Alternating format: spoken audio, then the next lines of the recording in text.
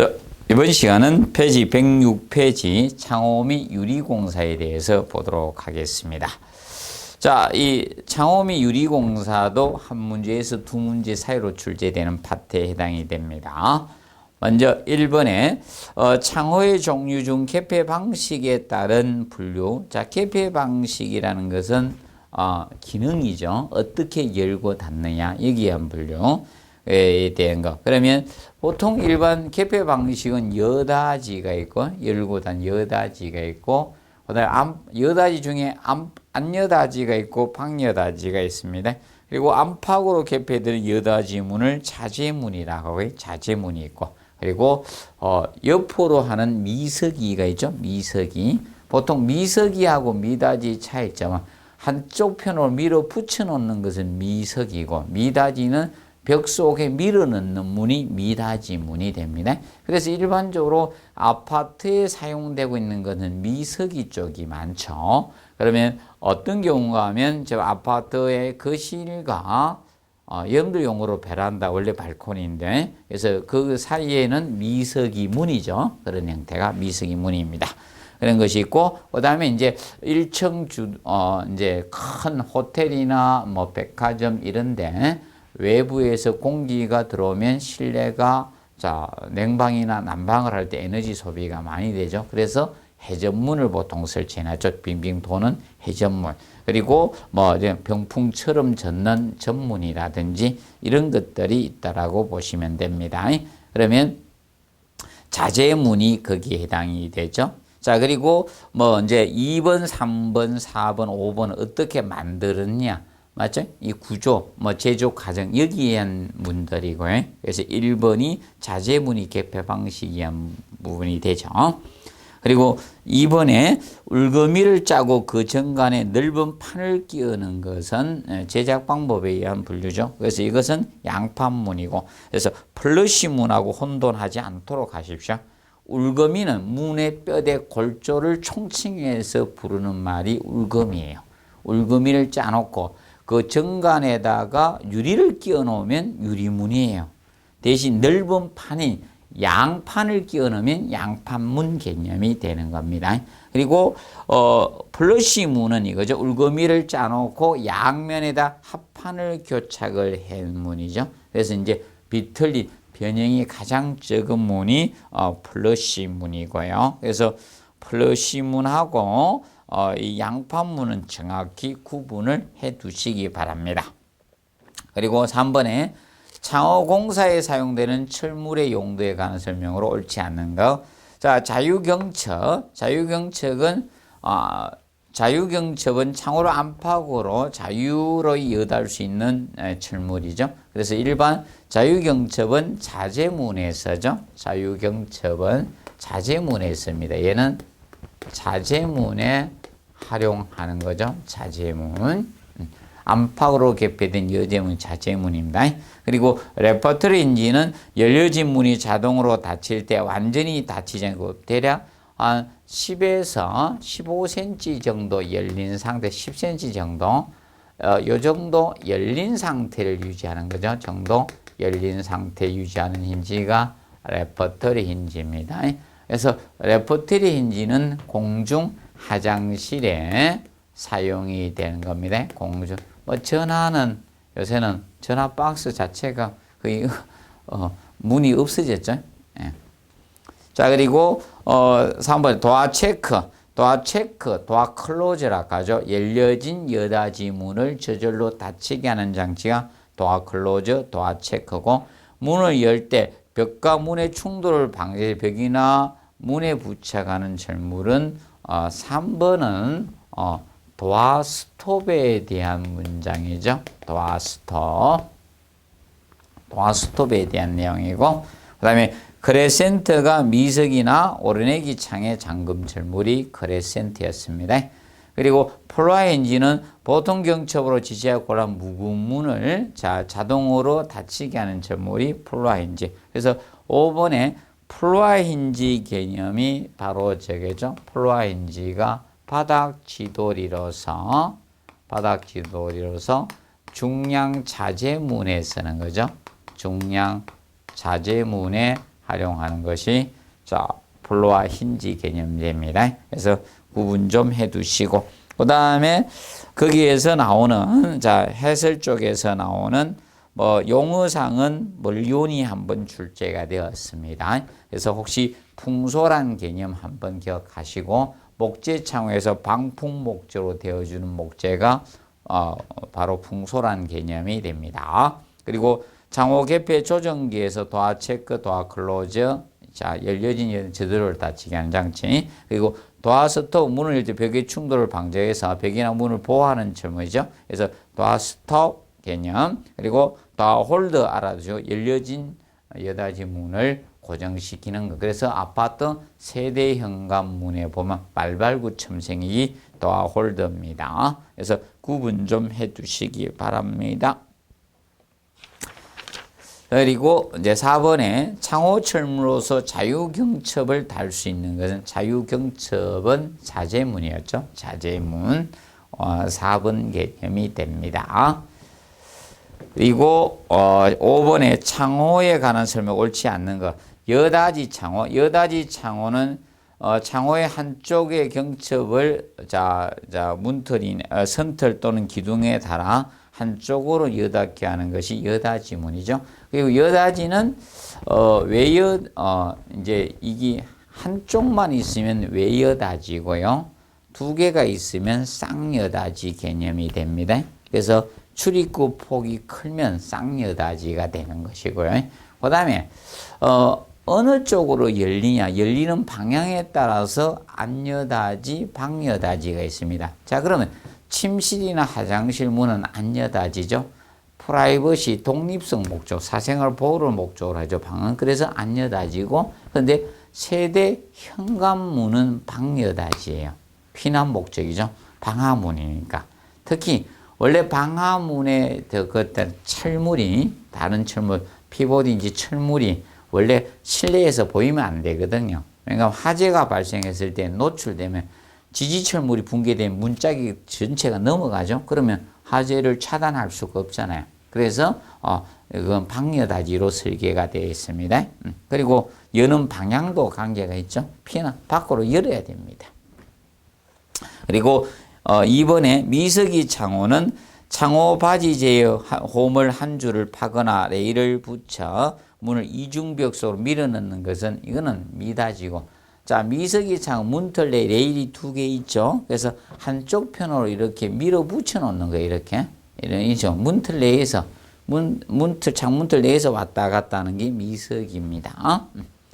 그리고 오르내기 창은 수직홈에 문을 달아, 자 우리가 상하로 슬라이딩 시키는 것은 줄을 매달아 균형을 유지하죠. 그래서 오르내리기 창은 여기 철문에 추가 필요하고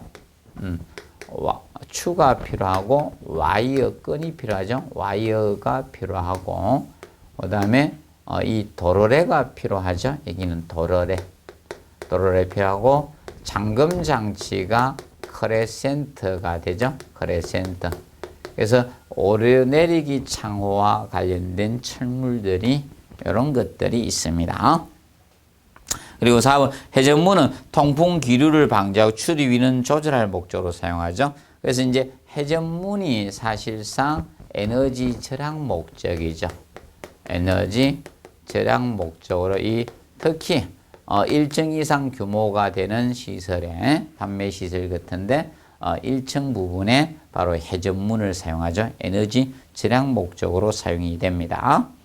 그리고 회전문을 두지 않으면 방풍실을 둬야 되죠. 이중문 구조로 해서 문을 열고 들어오면 공간이 있고 또 문을 열어야 되죠. 그래서 백화점 이런 데 들어가실 때 보면 그렇게 되죠. 그것이 회전문, 방풍실 또는 이중문 구조라고 보시면 됩니다.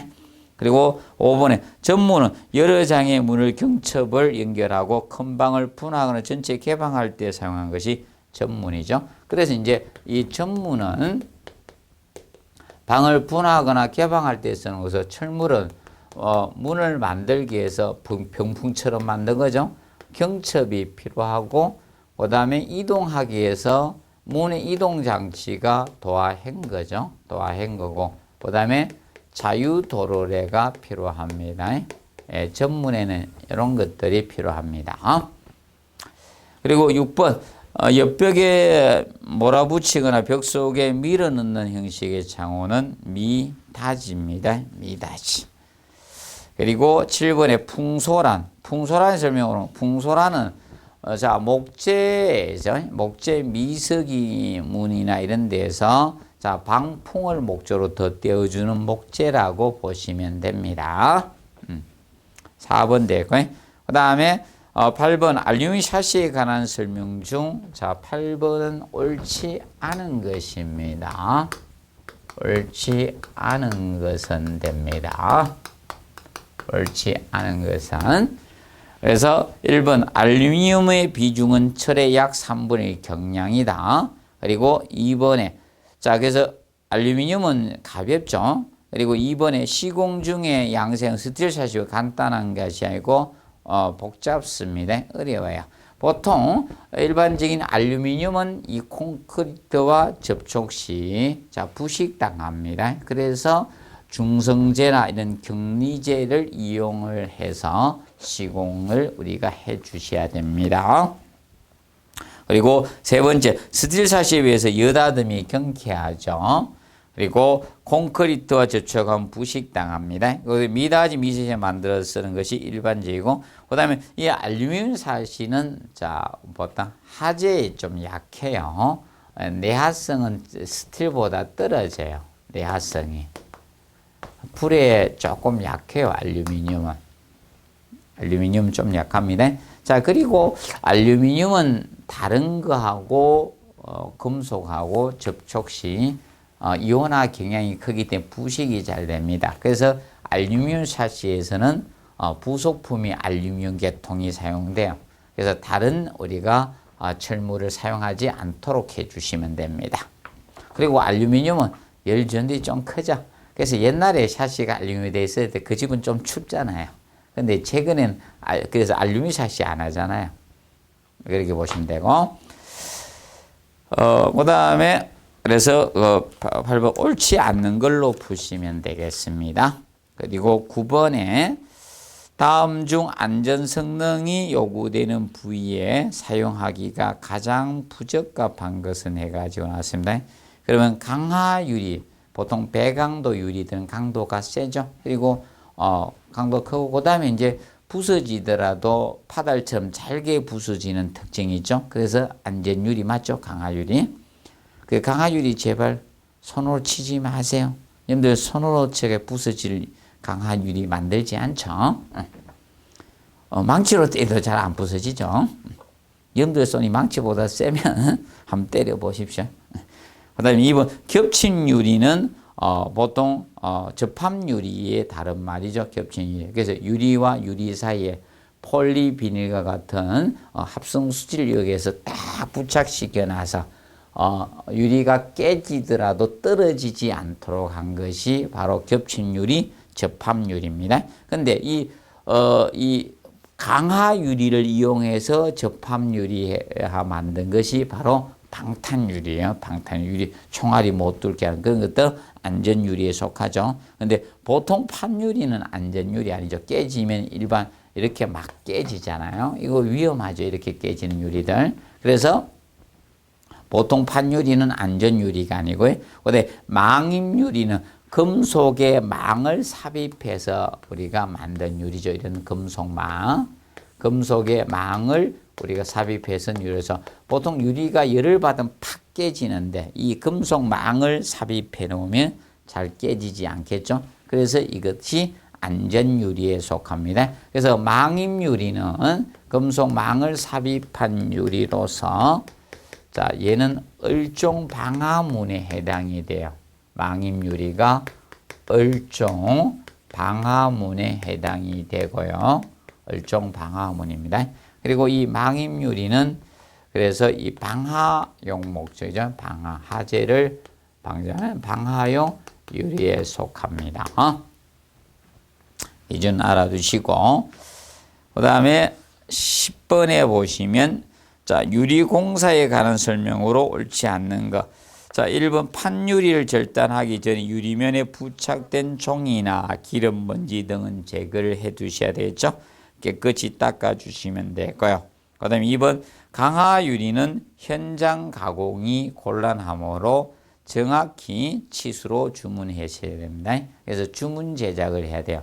그래서 대표적으로 이런 거 있죠. 강화유리라든지 현장에서 절단 가공이 안 되는 것이 강화유리하고, 그러면 강화유리니까 배강도 유리들이 자 이겁니다. 배강도 유리들은 배강도 유리라고도 하죠. 강도 크게 강화유리나 그리고 복층유리, 페아글라스죠. 페아글라스.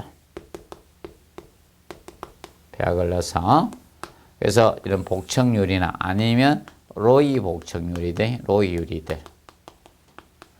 이런 것들은 현장 절단 가공이 안 됩니다. 현장 절단 가공을 할 수 없는 유리들이다. 그래서 주문 제작을 해 주셔야 됩니다.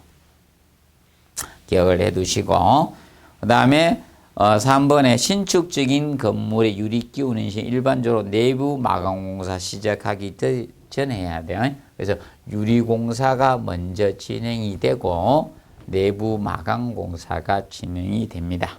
그리고 네 번째, 자, 복층유리는 단열은 저거죠. 여름에 더위를 방지하는 방서나 겨울에 한파 추위를 방지하는 방한 개념, 이것을 우리가 목적하는 것이 자, 복층유리죠. 그리고 결로 저감 목적도 있죠. 결로 저감.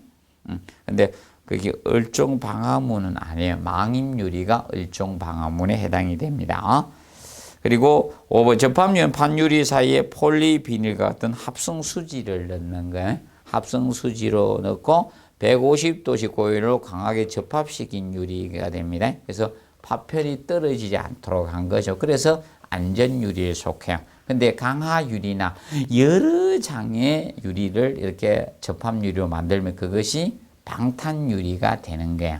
그래서 안전유리는 이겁니다. 강화유리, 그리고 이 망임유리, 그리고 접합유리죠. 그리고 방탄유리, 이런 것들이 안전유리에 속하는 겁니다. 그 다음에 11번 로이유리에 대한 설명을 11번과 12번 해놨죠. 그래서 앞전 시험에 로이에 대해서 시험이 언급이 되었죠. 자, 로이 유리는 일반적으로 에너지 절약 목적으로 제작된 유리입니다. 에너지 절약 목적으로 복층 유리로 공사를 하는데, 자, 로이 유리의 기본 원리가 이겁니다. 태양이 있어요. 떴습니다. 자, 태양의 빛에는 여러 가지 강선을 가집니다. 여러 가지 강선이 있는데 이것이 이제 들어올 때, 자, 일반적으로 자외선은 들어오면서 흡수가 돼요. 자외선 개념은. 자외선 일반 유리는 거의 통과가 안 됩니다. 자, 그런데 열선은 그대로 들어와 버립니다. 거의 들어옵니다. 그래서 이 열선이 들어오면 실내가, 이 적외선이 들어오면 실내 온도가 높아져요. 적외선 열선이라 하죠. 빨래 건조를 하는 것이 적외선입니다. 적외선. 그래서 일부분은 뭐 반사되겠죠. 근데 적외선 실내로 들어와 버립니다. 그럼 실내 온도가 올라가잖아요. 그래서 여기에다가 코팅을 한 거예요. 코팅을 해서 보통 은이나 이런 금속으로 은으로 이 코팅을 해서 이 반사율을 높인 거죠. 적외선 반사율을 높인 거예요. 높인 거고, 가시광선은 들어오게 한 거죠. 가시광선은 투과율을 높여준 겁니다. 가시광선이 들어와야지만 우리가 밝음과 색깔을 구분할 수가 있는 게, 밝음하고 색깔 구별이 가시광선에서 됩니다. 그래서 380에 780 나노미터의 파장이 가시광선이거든요. 그리고 이제 자외선은 거의 여러분 실내에 안 들어오기 때문에 실내에서 자외선 차단제를 바를 필요는 없습니다. 그래서 여러분이 빨래나 수건이라든지 이런 행주 이런 것을 소독하기 위해서는 창문 여셔야 됩니다. 발코니 창문 안 열고요. 샷이 안 열고 그대로 하면 소독은 안 돼요. 바짝 마르는 건조는 될지언정 그 안에 세균들은 그대로 있습니다. 그래서 1번 로유리에 대한 설명 옳지 않는 건 건축물의 단열성 높이는 에너지 절약형 유리이다. 말씀 보통 복층유리 폐하걸레에서 6% 이상의 절감 효과를 가져옵니다. 최소. 그리고 2번에 일반 유리에 비해서 반사율 조절이 우선 특히 적외선 반사율이 좋은 겁니다. 적외선 반사율이. 열선. 그리고 원료의 배합 특성상 은색 단일 색상이 아니라 얘는 여러 가지 색상을 할 수가 있는 겁니다. 그래서 금속 다중만 코팅이 가능하다 보니까 뭐 약간 금빛 띠는 거, 뭐 푸른빛 띠는 거 다양성 있게 다 할 수 있는 겁니다. 그리고 네 번째 유리면에 발생 결로는 저감되죠. 적어집니다. 완전 안 생기는 건 아니고요. 그리고 투과율 반사율 조절이 가능합니다. 그럼 보통 일반적으로 가시광선의 투과율은 높여주면서 적외선의 투과율 반사율을 높인 중 형태다. 그래서 12번에 열적외선 바로 열선이죠. 그래서 이것을 반사하는 은소의 도막으로 코팅한 거 이것이 바로 로이 유리 개념이 되는 겁니다. 알아두시고 로 에미시비지 클래스에서 줄여서 로이 유리라고 칭하고 있는 겁니다. 간단히 알아두시기 바랍니다. 그래서 그 뭐 해설에 나온 유리 한 번 더 읽어두세요. 그 다음에 13번 각종 유리에 대한 설명으로 옳지 않는 거. 1번 로이 유리는 유리 한쪽 면에 금속 코팅을 해서 그 금속 코팅이 은으로 보통 코팅을 합니다. 반사율을 높인 유로서 시선 차단 효과도 있죠. 근데 난방 보온의 성능이 저하된다는 것은 아니고, 그래서 에너지 절약 목적으로 제작된 유리죠. 예. 그래서 봐두시고. 그래서 로이 유리는 초반에 냉방용으로 제작이 되었었습니다. 자, 빌딩들이 전부 다 유리 커튼홀로 만들어지거든요. 그래서 여름에 태양빛 실내로 싹 들어오면 실내가 너무 온도가 높아져요. 그럼 냉방부하가 크지잖아요. 그럼 냉동기가 팍팍팍 돌아야 되죠. 그래서 에너지 손실이 많아지잖아요. 그래서 도입이 됐는데 나중에 난방용도 겨울철용도 개발되고 사계절용이 다 개발되었습니다. 그러면 겨울철용은 이 형태입니다. 겨울철은 어떤 적외선은 받아들여야 될 거 아닙니까? 그때는. 그러면 실내에 복사열이 밖으로 달아나는 것을 최대한 줄여주는 게 겨울철용이거든요. 그래서 1번이 들렸고 복층유리는 2장이나 3장의 판유 일정 간격을 두고 봉합한 유리로서 단열 및 방음 성능 우수하죠. 그리고 이제 결로 저감 효과도 있죠. 그래서 보시고 복층유 폐하글라스. 그리고 3번에 무늬 유리는 표면에 여러 가지 무늬 모양을 난 거죠. 뭐 주름형이든 다양이든 무늬를 넣는 것을. 그래서 일반적으로 이렇게 그냥 탁 실내를 보면 다 보이면 안 되잖아요. 사람이 있긴 있는데 아릿한 형상만 보이도록 한 것이 무늬유리죠. 그리고 네 번째 강화유리는 일반 판유리의 열처리에서 강도를 증가시킨 유리 강화유리죠. 그런데 강화유리는 절단 가공 안 된다 해서 현장에서 복층유리하고 그 다음에 유리블록은 사각형이나 원형 등의 상자 유리를 고열로 융착시켜 일체화해서 만든 유리로서 채광과 구조 겸용이죠. 채광도 되면서 보통 벽을 쌓았잖아요. 유리로. 그래서 채광 겸용 구조용 블록이고 근데 유리 블록은 일반 벽돌에 비해서 열 전도율이 적어요. 일반 벽돌에 대해서 벽돌 열 전도율의 4분의 1밖에 안 돼요. 그래서 단열 효과도 좀 있습니다. 벽돌에 비해서. 기억을 해 놓으시고요. 그 다음에 14번에 평지붕 천장의 채광을 목적으로 사용하는 것은 포도유리가 됩니다. 자, 포도유리는 포도송이를 생각하시면 됩니다. 포도송이가 여러 개가 만들어져서 포도유리인데 그래서 이제 이 포도유리는 이겁니다. 철제 틀을 설치해 놓고 먼저 이 틀을 설치해 놓고 여기에다 사각형 유리블록 하나씩 이렇게 끼워 넣어서 만든 게 이것이 포도유리입니다. 포도유리. 틀 짜놓고 하나씩 끼워 넣어가 만든 게 포도유리입니다. 포도가 여러 알맹이가 모여서 한 송이가 되듯이 그런 것이 포도유리입니다. 그래서 이제 보통 지하에 이제 굴절 채광용으로 많이 사용됩니다. 채광용. 그 다음에 15번에 유리를 연하점까지 가열했다가 양면 냉기를 부어서 급냉시켜서 만든 유리가 안전유리가 강화유리죠. 강화유리. 그래서 이제 망임유리는 금속에 망을 삽입한 유리고 그거 뭐 좀 구분을 해 두시면 됩니다. 그리고 16번 가스켓 시공법에 의해서 가스켓은 유리를 고정시키는 제품이죠. 그래서 이제 유리를 고정시키는 것들이 퍼티 종류가 있잖아요. 퍼티. 목재는 나무였고요. 뭐 요새 금속 창호에는 반죽 퍼티잖아요.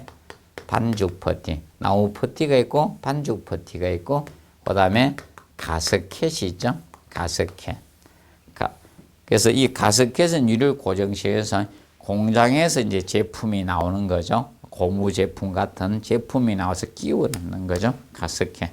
그래서 이제 가스켓은 우리가 알아두실 게 혹시 시방서가 나올 수 있으니까 그래서 가스켓은 정형 제품이에요. 정형. 그래서 부정형 제품이 아닙니다. 자, 부정형이라는 것은 이것을 부정형이라 합니다. 부정형은 액상으로 주입해서 들어가서 굳어서 형상을 갖추는 거. 이게 부정형. 어떻게 생길지 모르죠. 그런데 정형은 이미 제품화돼서 나와 있는 거. 이것이 정형입니다. 자, 그래서 1번에 보통 유리 한 면은 부드러운 가습기 쓰고 경광 것을 다른 데 씁니다. 그래야지만 이게 잘 끼워져요. 둘 다 경고하면 안 끼워집니다. 둘 다 부드러우면 잘 빠지고요. 그래서 하나는 경고, 하나는 경고한 거, 하나는 부드러운 것을 쓰게 됩니다. 그리고 2번 가스켓은 유리의 각 변비리보다 약간 길게 잘라야 돼요. 자, 보통 유리를 절단할 때 약간 짧은 지수로 잘라야 돼요. 유리 정확히 자르면 들어가다 파손됩니다. 잘못하면. 그래서 유리는 약간 짧은 지수로 절단하지만 가스켓은 약간 길게 자르고 어디부터 끼어나가는 중앙에서 모서리 쪽으로 가서 균일성을 확보해야 돼요. 만약에 모서리부터 끼어나가면 중앙에 툭 튀어나오고 균일성이 안 맞아요. 그래서 중앙부에서 모서리 쪽으로 약간 길게 자른다. 항상 기억해 놓으십시오.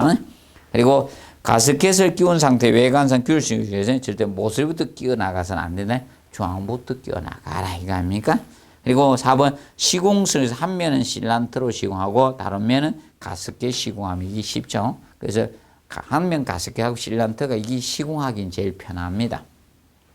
그 다음에 5번에 복층유리, 접합유리, 망임유리의 경우 가스켓 설치하기 이전에 유리홈 내에 배수구가 있는지 확인을 해주는 것이 좋습니다. 그리고 17번 창호공사에 관한 설명으로 옳지 않는 것은 자 이건 시방서 부분 다뤘죠. 그래서 16번하고 17번은 시방서에 대해서 다뤘습니다. 시방서. 자 이거죠. 19회 시험 작년 시험은 시방서 전혀 안 다루곤 했어요. 올해는 아마 조금 언급이 있을 가능성이 있습니다. 18회 때 너무 시방서만 내가지고 작년에는 19회 때는 전혀 시방서를 다루지 않고 낸 겁니다. 창호 철물 나오고 유리 냈잖아요. 올해는 혹시나 좀 들어갈 수 있다. 그걸 이제 대비하시면 됩니다. 그래서 16번이 시방서고 17번도 시방서 부분이 됩니다. 그래서 17번 실란트 작업의 상대 습도가 이 90% 이상일 때 작업을 중지합니다. 보통은 85%가 많아요. 다섯 기준이. 근데 실란트 작업은 90% 이상이 됩니다. 기본적으로 그거 좀 주의를 해 두시기 바랍니다. 그래서 1번 됐고 배수 구멍은 5mm 이상일 경우 2개가 기본입니다. 배수 구멍은 잘 생각 안 나면 우리 사람의 구멍 개수를 헤아리 보면 돼요. 콧구멍 2개, 귓구멍도 2개죠. 이부짝은 밑에 있죠. 그래서 항상 기본 2개. 그리고 세팅 블록이라는 것은 이겁니다. 유리를 그대로 바닥에 놓거나 되면 깨질 염려가 있어요. 그리고 특히 반사 유리 같은 경우 이런 것은 로이 유리 같은 것은 영상 조절을 해줘야 되거든요. 영상 조절. 그렇기 때문에 이렇게 움직여야 돼요. 그래서 밑에다가 바닥에 받치는 끼움재가 있어요. 그것이 세팅 블록이 됩니다. 그래서 4번이 좀 해줘. 그다음에 복층유리는 20매 이상 겹쳐서 적치해서는 안 됩니다. 그리고 강화유리면 클리언스는 여유 공간이죠. 그래서 강화유리 간의 클리언스는 3mm가 표준이고요. 그다음에 강화유리와 하단하고 바닥하고도 약간 떨어져 있죠. 그 기준은 10mm를 표준으로 잡고 있다는 겁니다. 그 부분에 대해서 정리를 해 두시고요. 그래서 이번 시험은 약간 시방서를 좀 준비를 하셔야 됩니다. 그래서 18회 땐 시방서 일률적으로 냈다가 19회 땐 시방서를 안 냈습니다. 그럼 올해는 시방서의 지문을 활용할 가능성도 있고요. 아니면 시방서 문제가 하나는 만들어진다는 거예요. 창호 및 유리공사 쪽에서 그렇게 접근해 나가시면 되겠습니다. 그래서 이번 시간은 여기에서 마무리하도록 하겠습니다. 다음 시간에 수장공사에서 찾아뵙도록 하겠습니다. 수고하셨습니다.